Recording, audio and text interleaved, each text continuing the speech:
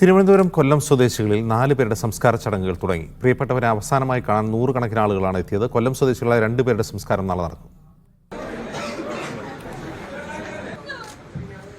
വലിയ സ്വപ്നങ്ങളുടെയും പ്രതീക്ഷകളുടെയും ചിറകിലേറി വിദേശത്തേക്ക് പറന്നവർ ചേതനയേറ്റ് ഉറ്റവരുടെ അടുത്തേക്ക്. കൊല്ലം സ്വദേശികളായ 4 പേരുടെയും തിരുവനന്തപുരത്തുകാരായ 2 പേരുടെയും മൃതദേഹം നാട്ടിലെത്തിച്ചു. ഉറ്റവരുടെ വേർപാട് കുടുംബങ്ങളെ കണ്ണീരിലാക്കി.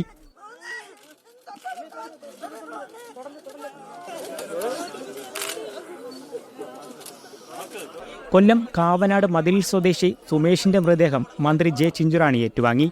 വീട്ടുവളപ്പിലൊരുക്കിയ ചിതയിൽ സംസ്കരിച്ചു. ശൂരനാട് വയ്യാങ്കര സ്വദേശി ഷമീറിന്റെ മൃതദേഹം വീട്ടിലെത്തിച്ച ശേഷം താമരക്കുളം ജുമാ മസ്ജിദ് ഖബർസ്ഥാനിൽ ഖബറടക്കി. തിരുവനന്തപുരം കുരിയാത്തി സ്വദേശി അരുൺ ബാബുവിന് അച്ഛനും സഹോദരിയും അന്ത്യവിശ്രമം കൊള്ളുന്നതിന്റെ അടുത്താണ് ചിതയൊരുക്കിയത്. കെടാകുളത്തുള്ള സഹോദരിയുടെ വീട്ടിലെത്തിച്ച ശ്രീജേഷിന്റെ സംസ്കാര ചടങ്ങുകൾ ഇടവേല വീട്ടിലായിരുന്നു.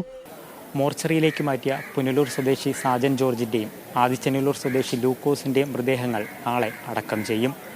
ഷിജോ കുര്യനും ഗോപാൽ ഷീന സനലിനുമൊപ്പം ലിജോ റോളൻസ്, മീഡിയ 1, കൊല്ലം.